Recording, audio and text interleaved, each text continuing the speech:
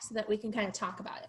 So what we're going to do is we're going to do a critique, and many of you, excuse me, had me for drawing one, and so you're pretty used to critiquing student work, but some of you did not have me, and so I'm not quite sure to what length you did critiques.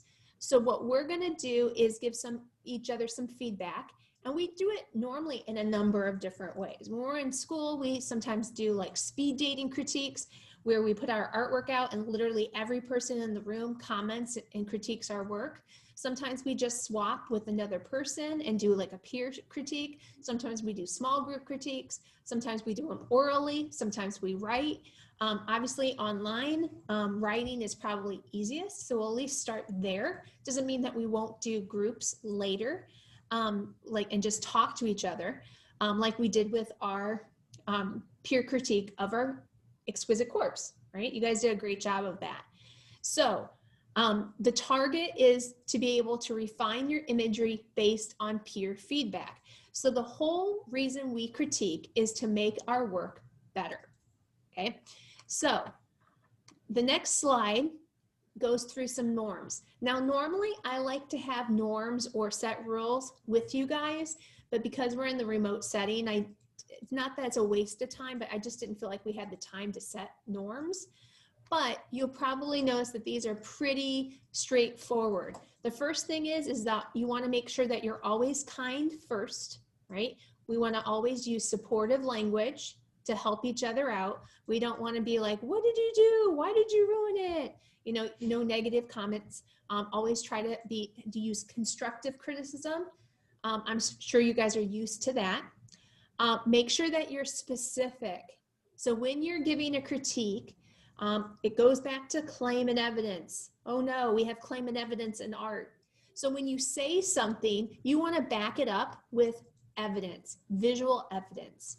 Make sure that your comments are helpful. Use the vocabulary that we've learned and describe how to improve rather than just what to improve. So if you can offer them some specifics on how to make it better, try to be as descriptive as possible. And then the last thing, besides being hurtful, which is number 4, is also that you don't want to be too vague. Some of our favorite comments, and this is something I heard from in our exquisite corpses, I like it, it's cool. Well, yay, we like it. But what does cool mean? Like, is it breezy? Is it chilly? Is it neat? But that still doesn't really tell me anything. So explain why it's cool. What is it about it that you like? Okay. So I apologize that there is a lot of info here, right? But what I did is I tried to point out the things that we've covered so far, because we haven't shaded anything, right? We haven't worried about that. So far, we've talked about composition and accuracy and proportion in our foreshortening. So you want to focus on things that you can fix and things you're doing well, right? Right, Sam? Sam walked away. Anyway, so things that you can improve is in the delta. Notice it's not a negative. This is not stuff that's bad, right? These are things that you want to improve before you make them permanent and you start to shade. We want to make them as the best we possibly can. So I gave you guys some suggestions. All of these are in the comment notes. So I'm going to actually go to my feedback here, click on it, right? And I put all these pointers down here. You guys probably can't see it. Can you guys see the comments at the bottom? A little bit. Them? Yeah. It's because I didn't put it in present.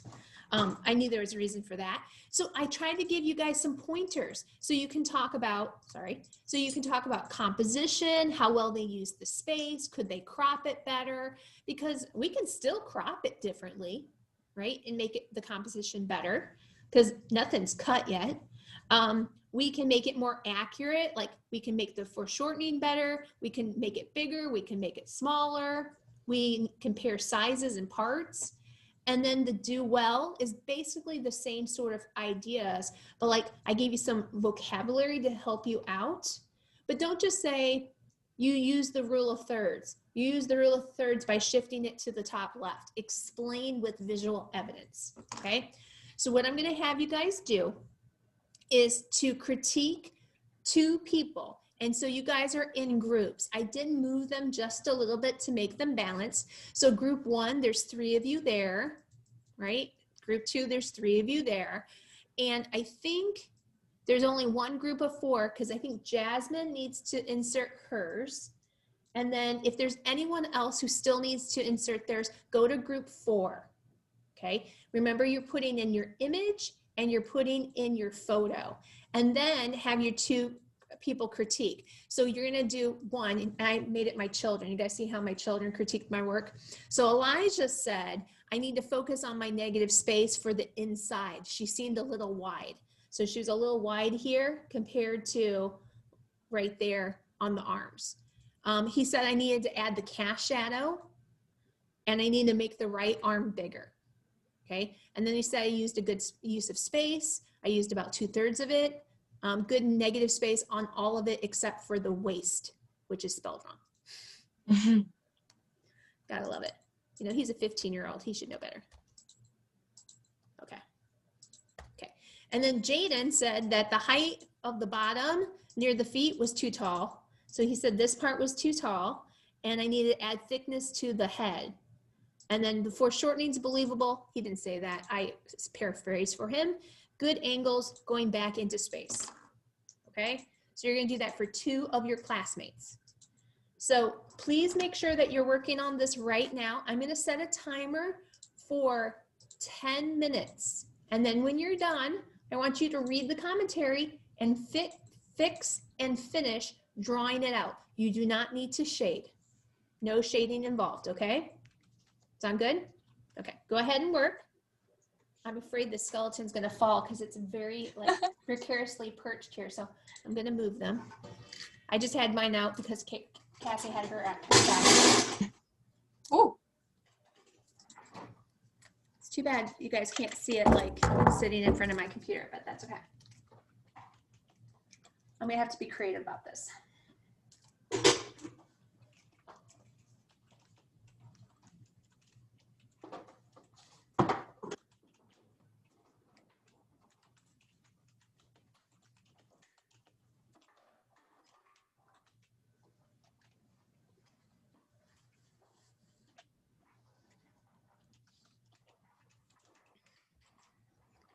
So Jasmine, yesterday, all we did was take a photo, and you might have already done this on Wednesday.